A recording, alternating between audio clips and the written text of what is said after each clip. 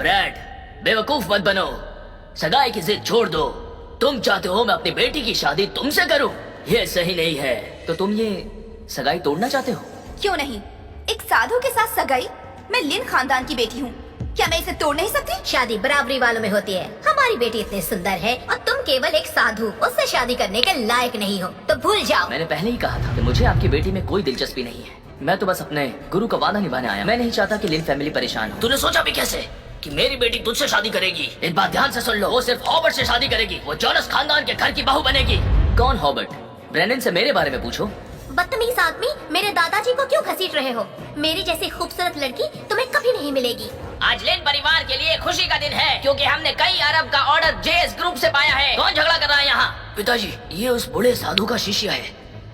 अच्छा, तो तुम ही हो वो उस बूढ़े नालायक साधु के शिष्य? ब्रेनन, तुम मदद करने वाले की इस तरह इज्जत करते हो? हैं? मैंने तो उससे अपनी जान बचाने की भीख नहीं मांगी थी ना। मुझे बचाकर अपनी कला को बेहतर करना चाहता था वो। मैंने तो इसके लिए उससे कोई कीमत नहीं ली। इसका मतलब है तुम्हारा परिवार जो कर रहा है उसमें तुम्हारी भी हामी है। बिल्कुल।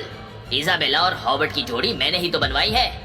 देखो लड़के, तुम पहाड़ों पर पहुंच जाओ, वहां जाकर अपना अभ्यास करो। तुम मेरी पोती से शादी नहीं कर सकते, हॉबर्ट ही उसके लायक है। मेरी बेटी के लिए हॉबर्ट ने जेएस ग्रुप से कई अरबों का ऑर्डर हमारे परिवार को दिलवाया, और तुम कह रहे हो कि मेरी बेटी की सगाई तुमसे होनी चाहिए।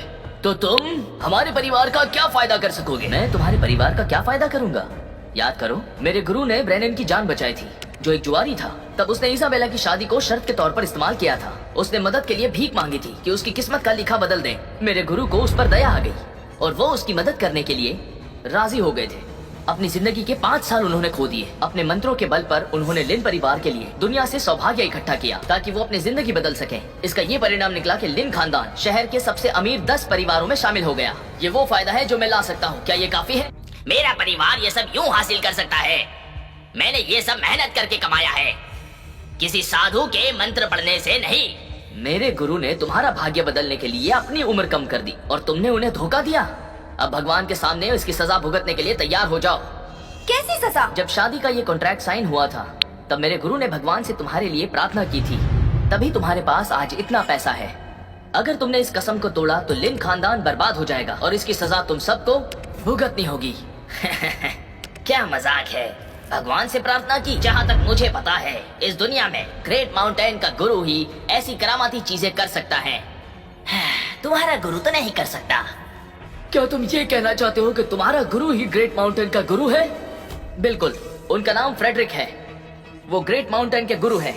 ग्रेट माउंटेन साधुओं का पुश्तैनी मंदिर है, जिसकी तुलना प्राचीन मार्शल आर्टिस्ट खानदान जाओ फैमिली से की जा सकती है। किस गलतफहमी में हो गरीब पुजारी? बेवकूफ हो तुम सारे के सारे।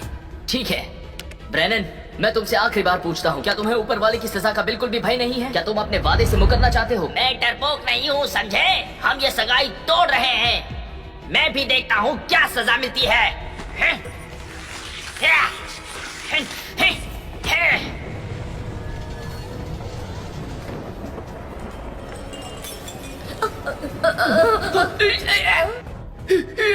असंभव, धूप में बिजली कड़क रही है। बारिश जैसा तो मौसम था ही, बिजली कड़कना तो आम बात है। चलो उठाओ उठाओ मुझे जल्दी से। ये तो बस सजा के शुरुआती लक्षण है। तुम 2 टके के पुजारी, मेरे परिवार को श्राप देने की तेरी जुर्रत कैसे हुई? सिक्योरिटी, इसे यहाँ से ले जाओ। हाँ। इसे मार दो। क्या? पापा, क्या हो गया? हमारी कंपनी के 3 कार्गो शिप समुद्र में डूब गए। इसके वजह से मार्केट में हमारी वैल्यू घटकर 2/3 ही रह गई है। हमारा परिवार अब दिवालिया होने की कगार पर आ गया है। ऐसा क्यों हो रहा है? लिन परिवार धोखेबाज है। ऊपर वाले ने भी अब तुम्हारा साथ देना छोड़ दिया है। दिवालिया होना तो अभी शुरुआत है, इसके बाद मौत नाचेगी। यहाँ पर ऐसी बकवास मत करो। मेरी फैमिली। पिताजी, दादाजी, दादाजी, पिताजी, क्या हुआ? पिताजी, क्या हुआ? मुझे कुछ महसूस नहीं हो रहा। जाओ जाकर व्हीलचेयर लाओ। अरे ये क्या हो गया? इनके मुंह से खून निकल रहा है। क्या सच में हमें श्राप लग गया? घबराओ मत, कम से कम हमारे पास अभी भी इस ग्रुप का अरबों का ऑर्डर है।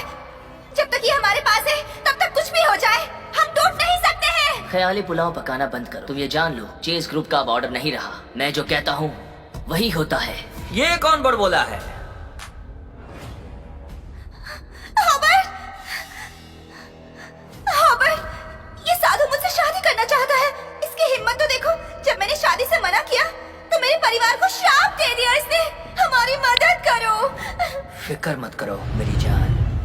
मैं ठिकाने लगा था। तुम तो बड़े बहादुर निकले यार, मेरी ही मंगेतर मिली थी। तुम्हें पता है मैं कौन हूँ? मुझे जानने की जरूरत नहीं है और मुझे घूर कर डराना बंद करो। क्या तुम अभी जेएस ग्रुप के बारे में चिल्ला नहीं रहे थे कि तुम लिन परिवार को दिया ऑर्डर कैंसिल कर दोगे? हाँ, मैं जेएस ग्रुप में ही हूँ, मैंने ही ऑर्डर दिया था। अब हिम्मत है तो कैंसिल करो। बोलो ना बेवकूफ, मुझे तो लगता है तुम्हारे पास फोन खरीदने तक के पैसे भी नहीं होंगे। तुम्हें और टाइम चाहिए अपनी ये नौटंकी दिखाने के लिए? कोई जरूरत नहीं, बस इसके मरने का इंतजार करो, फिर जेएस ग्रुप ने जो ऑर्डर दिया है तुम्हारे परिवार को वो भी गायब हो जाएगा। क्या कहा? तुम मुझे मारना चाहते हो? क्या तुम इतने काबिल हो? तो करके दिखाओ ना। ऐसा नहीं है कि मैं ये कर नहीं सकता, मुझे इसकी कोई जरूरत नहीं है। तुम इजाबेला के साथ हो, इसलिए तुम्हारा मरना तय है। तुम्हारी किस्मत में मरना लिखा है अगले 7 दिनों में। तेरी तो, तूने मेरे बारे में बकवास की, मैं तुझे यहीं पर मार दूंगा। घुटने टेको। हाँ